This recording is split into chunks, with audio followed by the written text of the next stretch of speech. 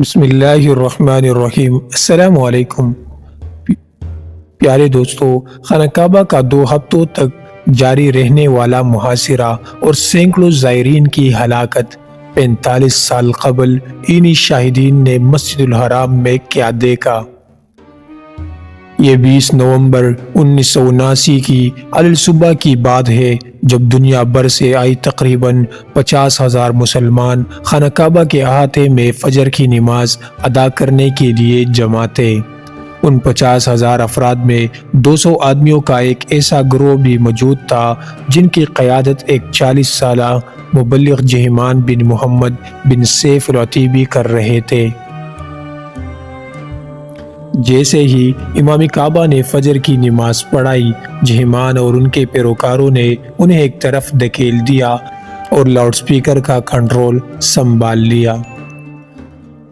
یہ گروہ اپنے ہمراہ چند بند تابوت بھی لایا تھا، جس کا مقصد وہاں موجود سیکورٹی عملے یا افراد کو یہ ظاہر کرنا تھا کہ نماز فجر کے بعد تابوتوں میں موجود میتوں کی نماز جنازہ ادا کی جانی ہے۔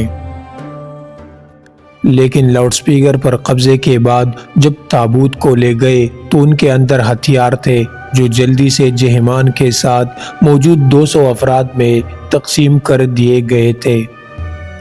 لاؤڈ سپیکر پر قبضہ کرنے والے ایک شخص نے فوراً ایک تحریری خطبہ پڑھنا شروع کر دیا اور اعلان کیا کہ مسلم امہ جس مہدی کے منتظر ہے وہ آ چکے ہیں، جو اب ظلم اور جبر کا خاتمہ کر کے عدل و انصاف پر مبنی حکومت قائم کریں گے۔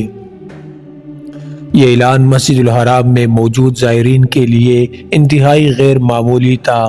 اسلامی تاریخ کے حوالوں کے مطابق جن امام مہدی کی دنیا میں آنے کی بشارت دی گئی ہے، ان کے بارے میں روایت ہے کہ ان کا ظہور قرب قیامت یعنی قیامت کے قریب ہوگا، اور وہ اپنے آنے کے بعد ظلم کا خاتمہ کریں گے اور سچ غالب آ جائے گا۔ لاؤڈ سپیکر کے ذریعے یہ خطبہ دینے والے شخص کا نام خالد الیامی تھا، جہمان العتیبی کا پیروکار تھے۔ انہوں نے لاؤڈ سپیکر کے ذریعے مزید بتایا کہ ایسی بہت سی نشانیاں پوری ہو چکی ہیں جو اسلامی روایات کے مطابق مہدی کے ظہور سے قبل رونما ہونی تھی۔ انہوں نے یہ بھی کہا کہ وہ مہدی جن کا انتظار کیا جا رہا تھا وہ آ چکے ہیں اور ان کا نام محمد بن عبداللہ القحطانی ہے۔ اس خطبے کی آڈیو ریکارڈنگ میں اس گروہ کے رہنما جہمان کو بھی سنا جا سکتا ہے، جو خالد الیامی کو اس اعلان کے دوران کئی بار روکتے ہوئے اپنے آدمیوں کو مسجد الحرام کے دروازے بند کرنے اور مسجد کے میناروں پر سنائپرز تعینات کرنے کا حکم دیتے ہیں۔ جہمان نے اپنے اعلان شروع کرتے ہوئے کہا، بھائیو الرٹ رہو، احمد اللیبی آپ چھت پر پوزیشن سنبھال لے، اگر دروازے پر کوئی مزاحمت کرنے کی کوشش کرتا ہے تو اسے گولی مار دو۔ اس واقعے کے چشمدید گواہوں کے بیانات کے مطابق اس کے بعد جہمان مہدی کی بیعت کرنے والے پہلے شخص بن گئے اور پھر انہوں نے اپنے پیروکاروں کو بھی بیعت کرنے کا حکم دیا۔ اس موقع پر اس گروہ کے افراد نے بآواز بلند نعرے بلند کیا، اللہ اکبر۔ مصر سے تعلق رکھنے والے عبد المنعم سلطان بھی کعبہ کا محاصرہ کیے جانے کے موقع پر وہاں موجود مجمع میں موجود تھے۔ اس وقت وہ طالب علم تھے اور نوجوان تھے۔ انہوں نے یاد کرتے ہوئے بتایا کہ وہ بڑا عجیب و غریب منظر تھا۔ ان کے مطابق اس وقت مسجد الحرام میں بہت سے ایسے غیر ملکی زائرین بھی موجود تھے جو عربی نہیں سمجھ سکتے تھے اور انہیں بالکل سمجھ نہیں آ رہا تھا کہ یہ سب کیا ہو رہا ہے۔ مسجد الحرام میں موجود تمام زائرین مسلح افراد اور ان کے رائفلوں سے نکلنے والی گولیوں کی آوازیں سن کر دنگ رہ گئے، کیونکہ مسلمانوں کے مقدس کتاب قرآن مجید نے مسجد الحرام میں کسی بھی طرح کے تشدد اور خون ریزی کے سختی سے معاونت کی گئی ہے۔ اسی اثناء اور کنفیوژن کے دوران مسجد الحرام میں موجود چند نمازی دروازے بند ہونے سے قبل وہاں سے بھاگ نکلے۔ اس واقعے کے انہی شاہد عبد المنعم کا کہنا ہے کہ لوگ مسلح افراد کو مسجد الحرام میں دیکھ کر حیران رہ گئے، کیونکہ یہ منظر انتہائی غیر معمولی تھا۔ اس میں کوئی شک نہیں کہ وہاں موجود افراد اس منظر سے خوفزدہ ہو گئے تھے۔ 1 گھنٹے کے اندر مسلح افراد نے مسجد کا کنٹرول سنبھال لیا۔ یہ ایک ایسی صورتحال تھی جس نے سعودی حکام کو ایک بڑے چیلنج سے دوچار کر دیا۔ یہ وہ دور تھا جب تیل کی فروخت سے ہونے والی آمدن کی وجہ سے سعودی معاشرہ آہستہ آہستہ پرتعیش طرز زندگی کی طرف جا رہا تھا۔ سعودی عرب میں کاروں اور برقی آلات کی خریداری عام ہو گئی تھی۔ بادشاہت آہستہ آہستہ ایک سول ریاست میں تبدیل ہو رہی تھی، اور سعودی عرب کے کچھ علاقوں میں عوامی مقامات پر مردوں اور عورتوں کو میل جول کی آزادی میسر آ رہی تھی۔ خانہ کعبہ پر قبضہ کرنے والے اس گروہ کے سربراہ جہیمان بن محمد بن سیف العتیبی کا تعلق ساجر شہر سے تھا، جو سلطنت سعودی عرب کے مرکز میں ایک بدو علاقہ ہے۔ جہیمان العتیبی کون تھے؟ صحرا میں آگ کے ارد گرد رات کے کھانے کے سیشن کے دوران اور اپنے کارکنوں کے گھروں میں منعقد ہونے والی محفلوں میں جہیمان اپنی نظریات میں تبدیلی کے بارے میں بات کر رہے تھے اور اپنی نظریات کا پرچار بھی۔ اسامہ القوسی، جو ان محفلوں میں شریک ہوئے تھے، نے بتایا کہ جہیمان نے انہیں منشیات کی اسمگلنگ سمیت غیر قانونی تجارت میں اپنے ملوث ہونے کے بارے میں اعتراف کرتے ہوئے بتایا تھا کہ بعد ازاں ان کی زندگی بدلی اور انہوں نے اپنے گناہوں سے توبہ کر لی اور ایک مذہبی رہنما بن گئے۔ متوالی صالح ایسے افراد میں شامل ہے جو جہیمان کی شخصیت سے واقف ہے، اور ان کا کہنا ہے کہ وہ بہت مضبوط اور پرعزم شخصیت کے مالک تھے۔ ان کے مطابق جہیمان نے اپنا سب کچھ خدا کے لیے وقف کرنے کا اعلان کر دیا تھا، اور وہ دن رات اسی مقصد کے لیے کام کرتے تھے۔ ان کے ایک پیروکار ناصر الحسیمی کا کہنا ہے کہ جہیمان کی تعلیم مذہب تک ہی محدود تھی، اور وہ سعودی عرب کے ان الگ ترک اور دیہی علاقوں میں جانے کے خواہشمند ہوتے تھے جہاں بدو بستے تھے۔ ان کے مطابق اگرچہ جہیمان کا کلاسیکل عربی کا لہجہ کمزور تھا، مگر بدو قبائل میں بولے جانے والی عربی کا لہجہ بہت مضبوط تھا۔ اس وجہ سے وہ پڑھے لکھے لوگوں کے سامنے بات کرنے سے اجتناب کرتے تھے تاکہ ان کا پردہ چاک نہ ہو جائے۔ جہیمان سعودی نیشنل گارڈ میں سپاہی تھے، اور مسجد الحرام پر قبضے کی تیاریوں کے دوران ان کی فوجی تربیت نے اہم کردار ادا کیا تھا۔ یہ وہ وقت تھا جب جدیدیت کے خلاف آواز اٹھانے والے سلفی گروہ سعودی حکام کے ساتھ تنازع میں ملوث ہو چکے تھے، اور اس کے نتیجے میں یہ گروہ سعودی حکام کے زیر عتاب آ رہے تھے۔ سعودی حکام کی سلفیوں کے خلاف جاری کارروائیوں سے بچنے کے لیے جہیمان صحرا کی طرف فرار ہو گئے، اور اس دوران انہوں نے متعدد پمفلٹس شائع کیے جن میں انہوں نے شاہی خاندان پر تنقید کی اور کہا کہ شاہی خاندان اندر سے کھوکھلا ہو چکا ہے۔ انہوں نے سعودی علماء پر دنیاوی فائدوں کے عوض شاہی خاندان سے ملی بھگت کرنے کا الزام عائد کیا۔ ان کا اس بات پر پختہ یقین تھا کہ آل سعود بدعنوان ہو چکے ہیں، اور یہ کہ اب صرف خدائی مداخلت ہی مسلمانوں کو نجات دلا سکتی ہے۔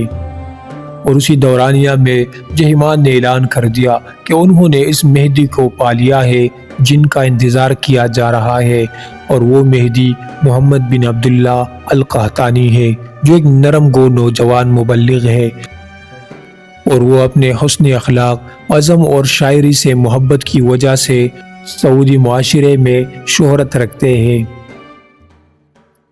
اسلامی روایتوں میں بتایا گیا ہے کہ امام مہدی کی پیشانی چوڑی ہوگی جبکہ ان کی ناک پتلی اور نوکیلی ہوگی۔ جہیمان کے مطابق انہوں نے یہ سب نشانیاں القحطانی میں دیکھی ہے۔ القحطانی نے اس متعلق حتمی دعوے سے قبل استخارہ بھی کیا تھا۔ القحطانی بعد میں جہیمان کی باتوں سے قائل ہو گئے کہ وہی مہدی ہے، اور انہوں نے بطور نجات دندہ اپنا کام شروع بھی کر دیا۔ جہیمان اور القحطانی کے تعلقات میں مزید مضبوطی اس وقت ہوئی جب القحطانی نے اپنی چھوٹی بہن کی شادی جہیمان سے کر دی۔ جہیمان کی ایک دوسری بیوی تھی۔ خانہ کعبہ کے محاصرے سے کئی ماہ قبل مکہ کے سینکڑوں باشندوں اور حجاز کرام میں یہ افواہ پھیل گئی تھی کہ انہوں نے القحطانی کو خواب میں دیکھا ہے، جو مسجد الحرام میں اسلام کا جھنڈا اٹھائے باوقار انداز میں کھڑے تھے۔ جہمان کے پیروکار اس بات کے قائل تھے۔ متوالی صالح کہتے ہیں کہ مجھے آخری ملاقات یاد ہے جب ایک شخص نے مجھ سے پوچھا کہ آپ مہدی کے بارے میں کیا رائے رکھتے ہیں۔ میں نے کہا کہ برائے مہربانی اس متعلق بات نہ کرے۔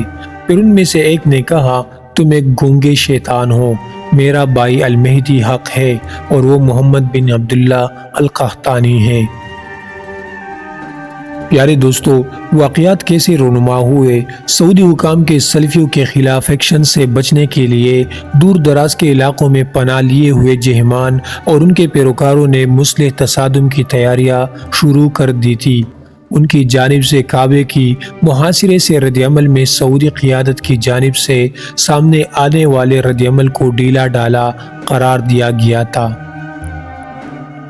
جس وقت مسجد الحرام میں اس حملے کا آغاز ہوا، اس وقت ولی عہد شہزادہ فہد بن عبدالعزیز ال سعود تیونس میں ہونے والے عرب سربراہی اجلاس میں شریک تھے، اور شہزادہ عبداللہ جو نیشنل گارڈ کے کمانڈر تھے اور مراکش میں شہزادوں اور رہنماؤں کی حفاظت کے ذمہ دار تھے، نے سارا معاملہ شاہ خالد، جن کی صحت خراب تھی، اور اس کے وزیر دفاع شہزادہ سلطان پر چھوڑ دیا۔ سعودی پولیس کو پہلے تو اس مسئلے کی گہرائی کا احساس نہیں ہوا اور اس نے 2 ریسکیو گاڑیاں جائے وقوع کی جانب روانہ کر دی۔ جیسے ہی پولیس کی یہ گاڑیاں مسجد الحرام کے قریب پہنچی تو ان پر محاصرہ کرنے والوں کی جانب سے اندھا دھند فائرنگ کر دی گئی۔ جب صورتحال کی سنگینی واضح ہو گئی تو نیشنل گارڈ یونٹ نے مسجد الحرام کا انتظام دوبارہ حاصل کرنے کے لیے کوششیں شروع کر دی۔ اس وقت جدہ میں امریکی سفارت خانے میں سیاسی محقق مارک ہیمبلی ان چند مغربی سفارتکاروں میں شامل تھے جو اس واقعے کے بارے میں واقف رکھتے تھے۔ ان کا کہنا ہے کہ محاصرہ جرات اور بیہودگی دونوں کی علامت تھا۔ ان کے مطابق سنائپرز کے پاس بہت اچھے ہتھیار تھے اور بیلجیم میں تیار کردہ رائفلیں بھی تھی۔ یہ واضح ہو گیا کہ محاصرہ کرنے والے عناصر نے اس طرح منصوبہ بندی کر رکھی تھی کہ انہیں آسانی سے منتشر نہیں کیا جا سکتا تھا۔ مکہ مکرمہ میں مسجد الحرام کے ارد گرد حفاظتی حصار نافذ کر دیا گیا تھا اور خصوصی دستے، سیکورٹی اہلکار اور مسلح یونٹ تعینات کر دیے گئے۔ اس دن خانہ کعبہ کے اندر پنس عبد المنعم سلطان کا کہنا ہے کہ جھڑپیں معاشرے کے دوسرے دن دوپہر کو ہوئی۔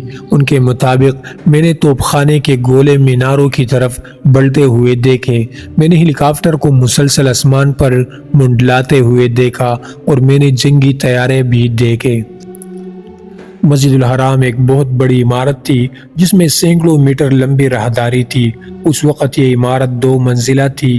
محاصرے کے بعد 2 دنوں میں سعودی افواج نے حرم کے داخلی راستے پر دوبارہ کنٹرول حاصل کرنے کے لیے حملے شروع کر دیے، لیکن جہمان اور اس کے پیروکار یہ کے بعد دیگرے ان حملوں کو پسپا کرنے میں کامیاب ہو گئے، باوجود اس کے کہ ان کے پاس ہتھیار ختم ہو رہے تھے اور حملہ آوروں کی تعداد بہت کم تھی۔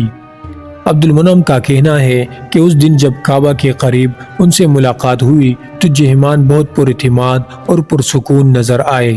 ان کے مطابق وہ آدھے گھنٹے یا 45 منٹ تک سوتے رہے، میری ٹانگ پر اپنا سر رکھ کر سوتے رہے، جبکہ ان کی بیوی ان کے ساتھ کھڑی تھی۔ جہمان کے پیروکاروں نے قالینوں اور ربڑ کے ٹائروں کو آگ لگا دی تاکہ دھوئے کے بادل اٹھے اور وہ ستونوں کے پیچھے چھپ گئے۔ اب یہ پناہ گاہ میدان جنگ میں تبدیل ہو گئی تھی اور ہلاکتوں کی تعداد تیزی سے سینکڑوں تک پہنچ گئی۔ اس وقت وزارت داخلہ کے اسپیشل فورس کے کمانڈر میجر محمد النوفی کا کہنا ہے کہ یہ صورتحال 2 فریقین کے درمیان ایک محدود جگہ پر لڑائی کی صورتحال جیسی تھی، جس میں ناقابل یقین حد تک گولیاں بائیں اور دائیں طرف چل رہی تھی۔ وہ سب کچھ ناقابل یقین تھا۔ اس موقع پر سعودی علماء کی جانب سے ایک فتویٰ جاری کیا گیا جس میں سعودی فوج کو حرم پر قبضہ کرنے والے عسکریت پسندوں کو شکست دینے کے لیے ہر طرح کے طاقت کے استعمال کرنے کی اجازت دی گئی۔ جہیمان کے پیروکاروں کو شکست دینے اور انہیں میناروں سے پیچھے دھکیلنے کے لیے ٹینک شکن گائیڈڈ میزائل اور بھاری ہتھیاروں کا استعمال کیا گیا اور اسپیشل فورس کے ارکان نے گیٹ پر دعویٰ بول دیا۔ عبد المنعم سلطان کہتے ہیں کہ انہوں نے یہ سب دیکھا کہ القحطانی کی آنکھوں کے نیچے 2 ہلکے زخم تھے اور ان کا لباس پٹا ہوا تھا اور گولیوں کے سوراخوں سے پر تھا۔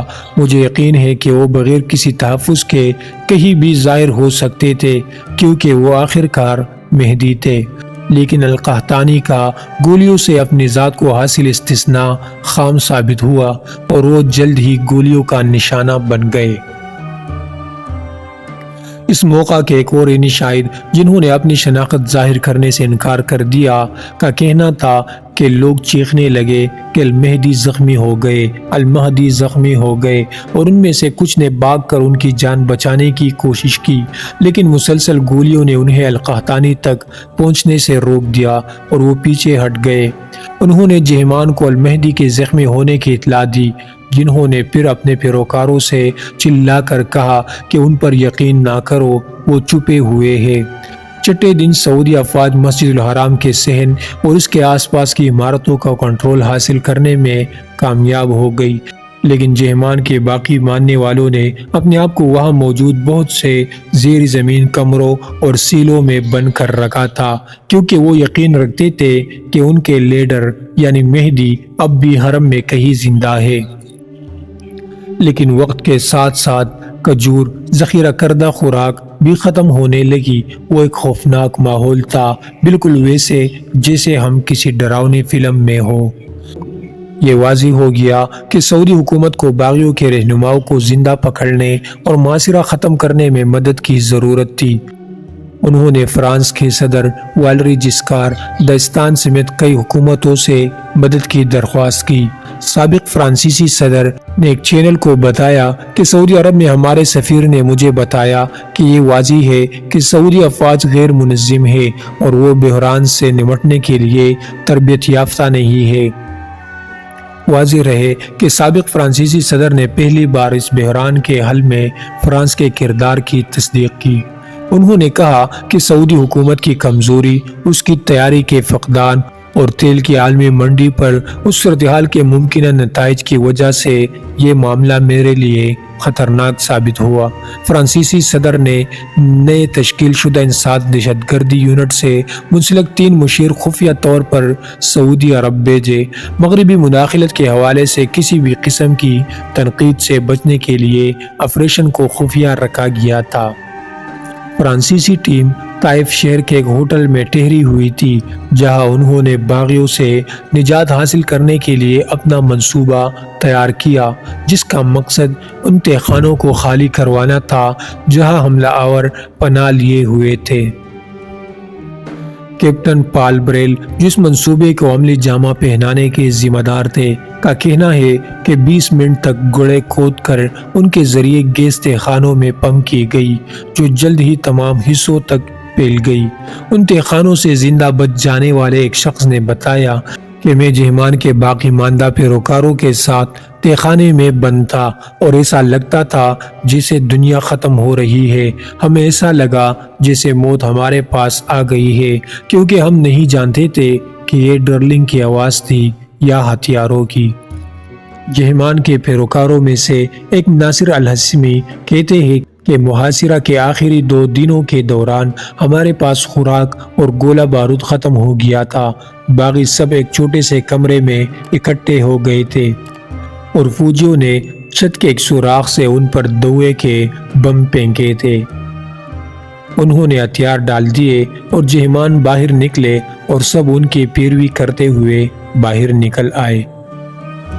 میجر النوفی سعودی شہزادوں اور جہیمان کے درمیان ملاقات کے عینی شاہد ہے۔ ان کے مطابق شہزادہ سعود الفیصل نے ان سے پوچھا کہ جہیمان، تم نے ایسا کیوں کیا؟ انہوں نے جواب دیا، یہ تقدیر کا لکھا تھا۔ اس کے بعد شہزادہ سعود نے ان سے استفسار کیا کہ آپ کو کچھ اور چاہیے؟ تو اس کے جواب میں جہمان نے کہا کہ اگر پینے کو کچھ پانی مل جائے۔ اس واقعے کے تقریباً 1 ماہ بعد سعودی عرب کی حکومت نے اس جرم کی پاداش میں 8 شہروں میں 63 افراد کو سریعام پھانسی دی اور ان میں سے سب سے پہلے جہمان کو پھانسی دی گئی۔ پیارے دوستو، مزید تاریخی واقعات اور قصص الانبیاء کے لیے چینل کو ضرور سبسکرائب کریں۔